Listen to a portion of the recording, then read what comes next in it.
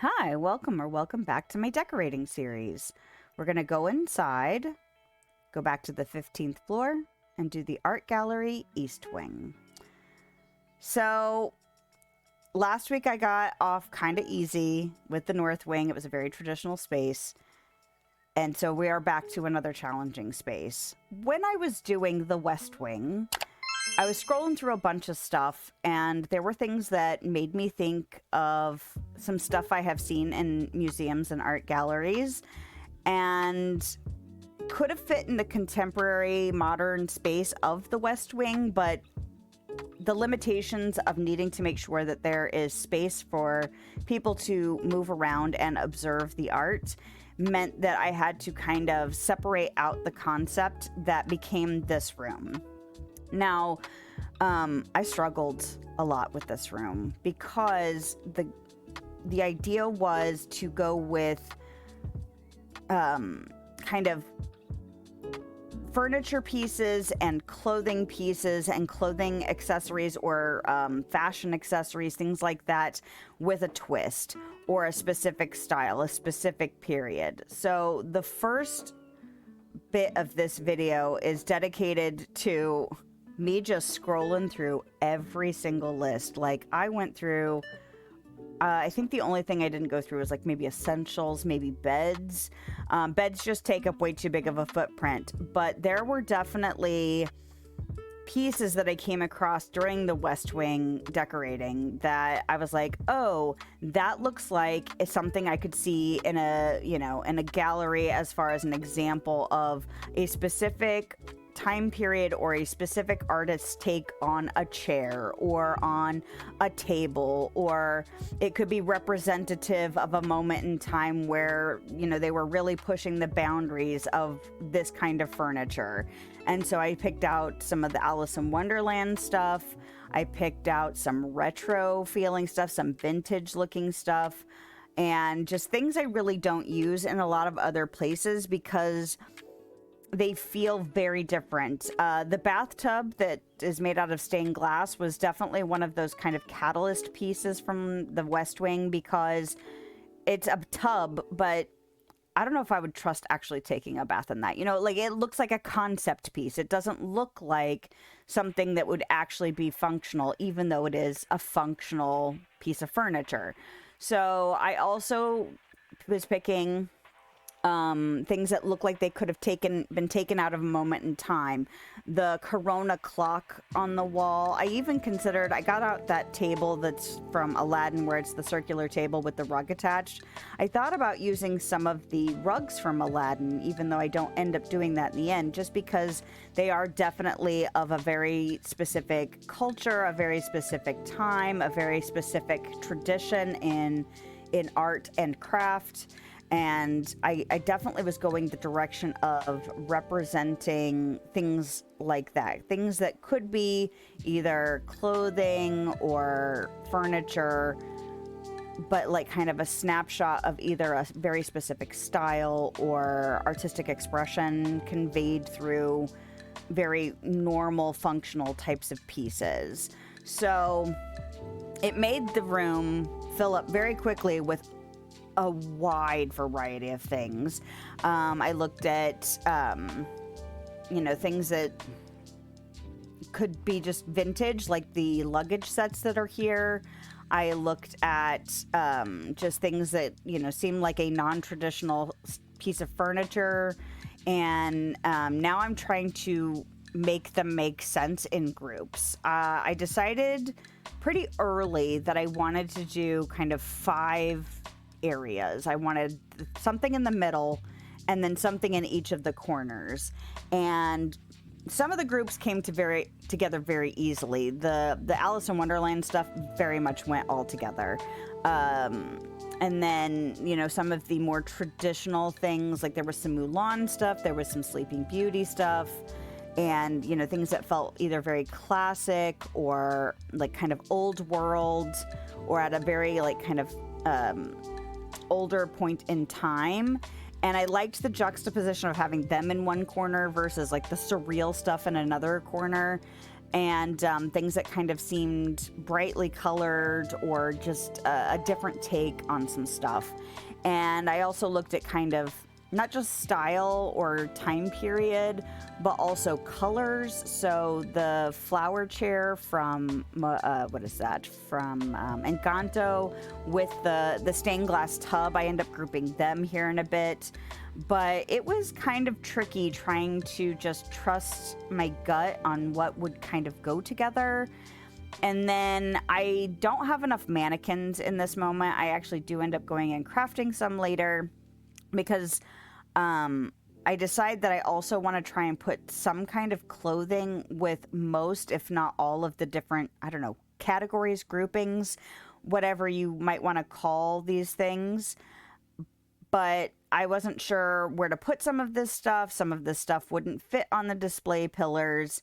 And so I don't really, when I'm looking at things as objects, like the tables in this room, I picked because they looked like they could be representative of a specific, you know, era of furniture making, and feeling like that makes them an art not object. It doesn't make them a display stand.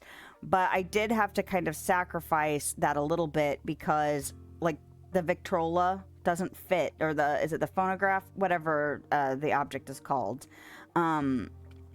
It doesn't fit on a display stand. It's actually really large. So some of the tables don't work well. So I did have to use some of the tables that are kind of art pieces in this space as display stands as well. So now I'm putting together the outfits. I decided, because I do have a significant chunk of Alice in Wonderland stuff, to go ahead and do one of these big dresses for the Queen of Hearts style. And it also kind of ties in with the Oswald stuff in the middle, because the Oswald stuff is kind of black and gray and white. And so it started making me think about how each of the spaces might be connected to each other, because even though they are different, they kind of do have overlap in vibe and aesthetics. That may only make sense to me. Maybe it's just a me thing.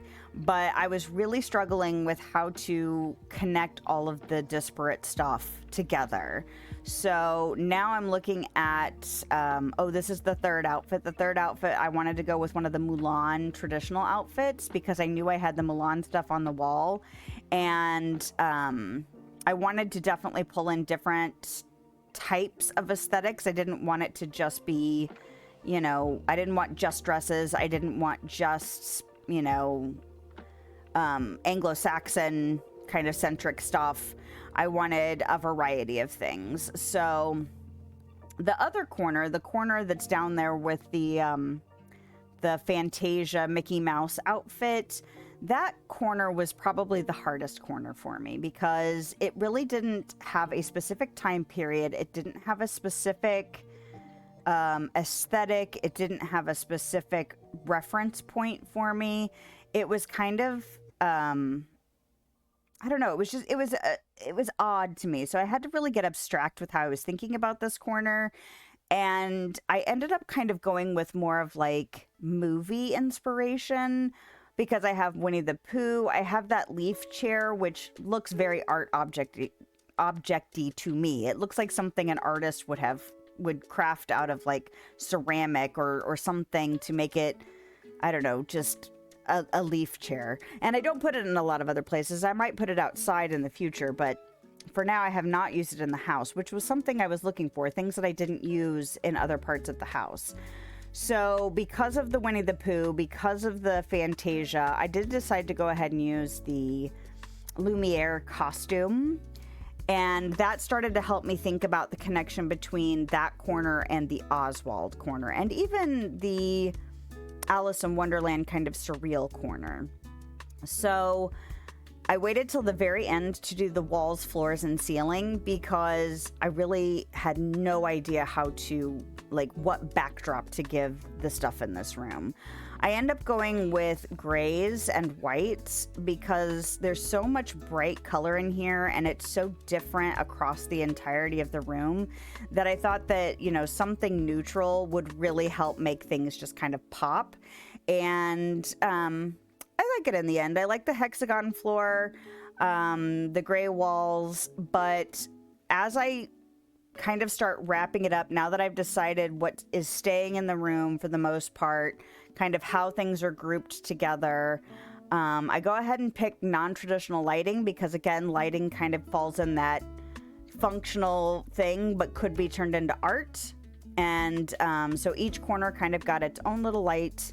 Well, not little, these are not little lights, but as kind of a way to tie in like the functional / art take on lighting. So way back when I was doing a list of rooms to do in my house, the gallery came up and my first thought was, oh, I've got all these memories. I could just do a whole room filled with memory frames and just pick a whole bunch of different pictures. But by the time I actually got to this floor, I kind of had thrown that idea out the window just because we have so much other art to choose from. But as I got to the end of this room, I went, I really don't like the empty walls in here. So I revisited the thought of putting a bunch of memory frames in here. And how would I pick pictures to go with each of the different areas in the room? And I will say that I don't like dealing with the memory frames. They are a slog to get through to specific pictures. And there was another picture I actually really wanted to put on one of the walls, but I ended up screwing it up here towards the end, which I just dealt with it because I was like, you know what?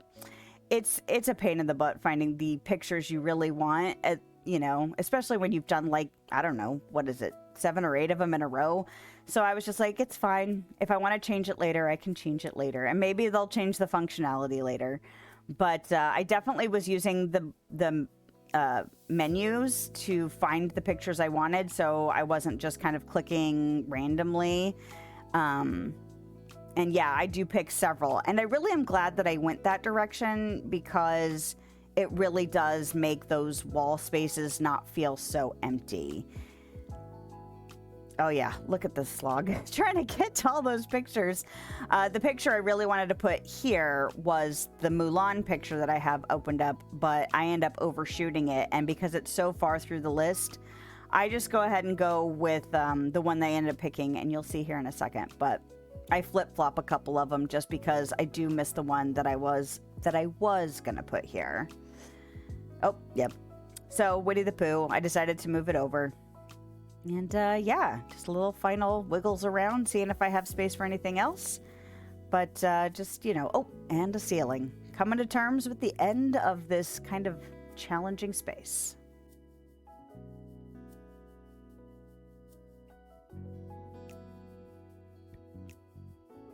All right, well, let's go inside and check it out.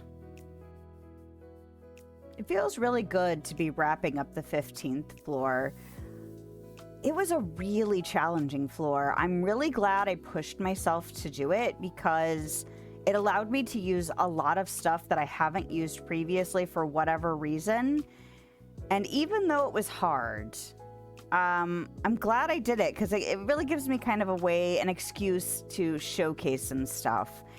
And I don't know if this room is going to be for everyone's, you know, for everyone, but because of kind of my morphing opinions of how this room should go, what I needed to put in it, what constituted art, what constituted, I don't know, a reason for display. I think it turned out okay. Like, this is the first room that I really changed my mind multiple times, not just in the process of making it, but like the lead up for the conception of doing a whole floor as an art gallery. I do really like the fact that I made space for some of these objects that are non-traditional and that look like they might have been an artist going, I want to make a wardrobe but surreal, like Dolly doing like a series of warped dressers or something like that. But I did like the fact that I figured out a way to kind of make it all work together, kind of work like it almost flows together, like the retroness of the Oswald stuff fits in with the retroness of the beaded dress from Princess and the Frog. Also the kind of the time periods between like the Mulan stuff into the more retro 1920s, and then also the pinks kind of all working together, so there's like a color tie-in together. Then that kind of stuff is also really bright and over the top and non-practical, tying in with the surrealistic stuff, and then the surrealistic stuff also kind of feeling like it came out of a movie, which ties into the stuff in the other corner. Anyway, it was kind of an interesting way to go about the process. I'm really glad I got to showcase some of these pieces. And in all honesty, I'm really glad it's over now, because this definitely took me out of my comfort zone. And it took me 15 floors to really push myself this hard to do something kind of this out of the box. But I would encourage you to give something weird a go and just see what you can make of it, because, you know, if you're doing a full build in this game, there's plenty of rooms to try lots of different experiments. Moving on to the 16th floor next week, and we'll see what comes of that. That's it for today's decorating adventure. If you liked this video, a thumbs up is a great way to let me know, and a subscription will keep you up to date on my latest shenanigans. If you want to hang out with me live, I stream on YouTube and Twitch on Thursday evenings and middays on Sunday. I hope you have a lovely day, night, time, wherever you are, whenever you are, and I'll see you next time.